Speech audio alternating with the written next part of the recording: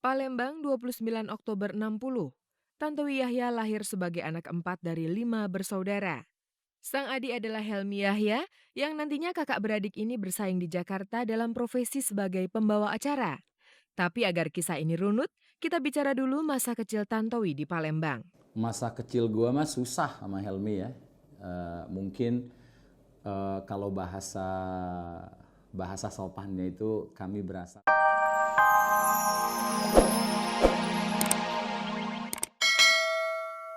Saya bikin video klip rumahku itu di Lombok. Itu nggak survei lokasi, kita konsepnya nggak terlalu mateng karena nggak ada survei kan. Terus bikinnya cuma bertiga, Jai, sutradara, Nyonyo Esa, itu sebagai kameramen, terus gue gitu. Gila, kita bertiga tuh kayak berpetualang tapi bawa kamera gitu loh. Kameranya udah gitu kamera high-end lagi, yang handycam, bukannya betacam. Gila, pokoknya budgetnya kalau nggak salah waktu itu 5 juta. Terus itu juga budgetnya dari saya. 5 juta udah termasuk tiket makan, tiket pesawat. Kita bener-bener bener gembel lah gitu loh. Jay waktu itu memang belum jadi sutradara ya. Jadi itu job pertamanya dia jadi sutradara. Terus kita dari Bali ke Lombok naik ferry. Kita backpacker, tidur di lantai. Wah, gila deh, pokoknya seru banget. Pemirsa, yang tidur di belakang Opi Andaresta ini adalah tunawisma beneran. Tapi Opi tidak pernah ambil pusing dengan derajat seseorang.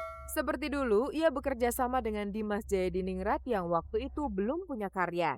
Tapi Opi punya feeling, Dimas yang akrab dipanggil Jay ini bisa membuat video klip yang baik. Dan itu ternyata benar. Bahkan Jay sekarang termasuk sutradara klip papan atas. Lalu bagaimana dengan Opi? Ia masih seperti dulu, masih antusias bekerja sama dengan anak-anak muda yang belum punya nama. Seperti syuting di museum ini, ia menggunakan anak-anak Institut Kesenian Jakarta yang belum banyak pengalaman dalam penggarapan video klip. Ya udah deh, saya bikin sendiri aja, terus ngumpulin teman-teman dari IKJ, kita omongin bareng, ya udah. Dan kayaknya juga di beberapa teman-teman dari IKJ juga job pertamanya mereka. Dijamin biaya produksinya jauh lebih murah dibanding kalau menggunakan sutradara ternama yang biasanya menuntut peralatan canggih yang sewanya mahal. Iya, karena no lighting, karena kita kan budgetnya kecil, kita nggak pakai lighting, kita ngandelin matahari, ya kan. Sutradara-sutradara baru biasanya mau bekerja dengan peralatan minimal. Yang penting kita tahu dia punya ide artistik yang bagus. Kalau kalian hendak membuat video klip tapi tidak cukup punya biaya, lakukanlah cara seperti Opi Andaresta. Pilihlah sutradara yang belum ternama, tapi kita yakin dia punya selera seni yang baik. Hasilnya biasanya bagus juga. Dari seorang Opi Andaresta yang memang sudah punya nama sebagai penyanyi, berikut ini seseorang yang sedang mencoba menjadi penyanyi terkenal. Demi sebuah cita-citanya itu, Erin bersedia untuk melakukan ini dan itu. Erin, nama penyanyi ini. Lagu Slorok yang dibawakannya ini sangat ia harapkan bisa mengangkat namanya sebagai penyanyi yang dikenal. Maklum ini album pertama. Entah untuk membesarkan hatinya atau memang begitu kenyataannya, ada yang mengatakan suara Erin mirip suara penyanyi terkenal. Emang banyak orang yang bilang ya karakter vokal saya sama kayak sama Chris Dayanti ada, Nike Ardila ada. Di belakang Erin ada Tugu Monas yang megah dan mencorong. Apakah masa depan Erin akan menjulang seperti Tugu itu? Semoga begitu.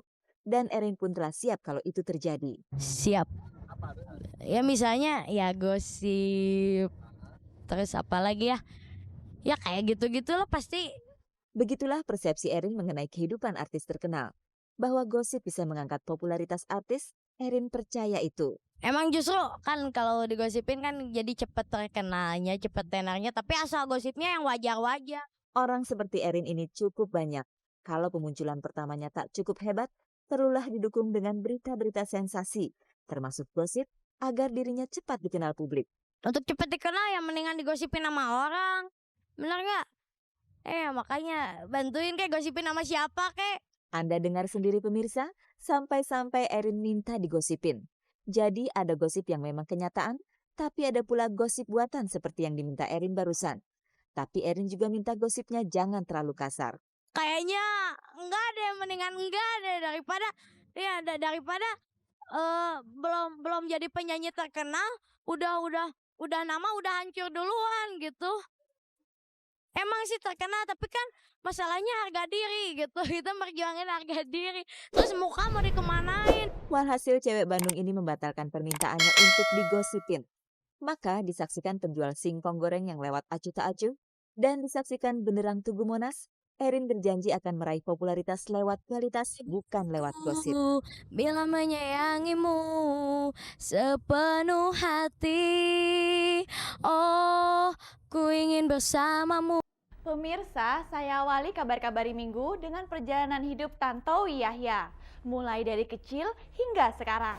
Katanya, baru sekali ini ada acara televisi yang menayangkan cerita hidupnya. Saya pikir riwayat pembawa acara dengan bayaran mahal ini layak disimak secara visual. Palembang 29 Oktober 60. Tantowi Yahya lahir sebagai anak 4 dari 5 bersaudara. Sang adik adalah Helmi Yahya yang nantinya kakak beradik ini bersaing di Jakarta dalam profesi sebagai pembawa acara. Tapi agar kisah ini runut, kita bicara dulu masa kecil Tantowi di Palembang. Masa kecil gua mah susah sama Helmi ya. Mungkin kalau bahasa sopannya itu kami berasal dari keluarga yang sangat sederhana ya. Untuk tidak menyebut susah gitu ya. Ayah kami hanyalah seorang pedagang kecil gitu ya. Kami 5 bersaudara. Pengertian sederhana itu bagaimana? Apakah di bawah garis kemiskinan? Oh alhamdulillah kalau cuman makan aja sih bisa, artinya sandang pangan terpenuhi. Cuman untuk berlebih seperti orang ya punya kendaraan gitu ya. Terus sekolah ke luar kota, luar pulau gitu ya. Berlebihlah seperti orang gitu ya. Ya pakaian seadanya lah, makan ya 3 kali gitu ya. Cuman berlebih seperti tetangga di sebelah atau di depan tuh ya enggak lah kita gitu loh. Tapi inilah Tantowi sekarang. Kantornya sangat memadai dan rumahnya sangat nyaman. Ini sebagai pembanding saja bahwa Tantowi kecil dulu pastilah suka bermimpi dan memohon kepada Tuhan, semoga kalau ia besar kelak diberi yang enak-enak. Tidak seperti di lingkungan tempat tinggal masa kecilnya. Kami itu hidup di suatu perkampungan yang sangat gahar gitu. Kami tinggal di satu gang di mana yang namanya penusukan, penikaman, pembacokan itu merupakan sesuatu yang sangat biasa terjadi di hadapan kami loh. Gitu loh. Jadi lingkungan demikian tuh membuat kami keras, tapi kami tidak masuk di dalamnya gitu. Tuhan berilah hamba nanti kehidupan yang lebih baik. Dan terkabulah permohonan itu sebagaimana yang dinikmati Tantowi sekarang. Sekali lagi saya alhamdulillah banget. Kami itu sangat disayang dan dimanja oleh Tuhan gitu ya. Ayah Tantowi hanyalah pedagang kecil yang berjualan kacamata. Namun ia mempunyai tekad anaknya harus sekolah setinggi-tingginya. Ia pun bekerja keras dan kadang ditopang teman-temannya untuk bisa menyekolahkan anaknya ke Pulau Jawa. Bahwa hidup ini tidak mudah diajarkan ayah kepada Tantowi dengan perilaku yang kadang keras. Oleh karena itu kami dipecut beneran gitu, dipukul gitu ya, agar supaya belajar sekolah setinggi mungkin, walaupun keadaan ekonomi sangat tidak menunjang kekurangan, tapi alhamdulillah dia bisa menyekolahkan anaknya ke Jakarta Helmi, kemudian ke Jogja dan Bandung saya gitu. Di Yogyakarta, Tanto begitu panggilan akrabnya, kuliah di sebuah akademi pariwisata. Itu tahun 80. Tidak sampai selesai, setahun kemudian ia ke Bandung, masuk akademi perhotelan. Inilah latar belakang skill yang membuat Tanto nantinya bekerja untuk pertama kalinya di sebuah hotel di Jakarta. Tapi penghasilan yang lebih kemudian ia peroleh di perusahaan pita kaset BASF. Sang adik Helmi Yahya selayaknya berterima kasih kepada Tanto karena semenjak ayah mereka meninggal dunia tahun 82, Tantolah yang membiayai kuliah Helmi. Lantas garis hidup Tanto pun mulai berubah ketika ia bertemu dengan Ani Sumadi, produser acara kuis di televisi. Seseorang yang mengubah hidup saya. Jadi Tuhan mengubah hidup saya itu melalui Ibu Ani Sumadi. Saya kalau tidak diambil oleh Ani Sumadi menjadi host Gitar Remaja zaman itu mungkin tidak sampai saya ke titik di mana saya berada sekarang. Apa ini yang disebut jalan nasib? Mungkin iya. Nasib mempertemukan Tanto dengan Ani Sumadi, selanjutnya jadilah Tanto pembawa acara papan atas sebagaimana sekarang ini. Tapi di luar nasib, Tanto sangat percaya pada 2 hal yang bisa memberi kesempatan orang untuk sukses, yakni kejelian dan pertemanan atau yang disebutnya networking. Untuk sukses itu saya sangat percaya 50% kepintaran kita, 50% lagi adalah network yang kita bina, jaringan. Inilah yang membuat kita akhirnya kita bisa survive atau tenggelam. Pinter saja.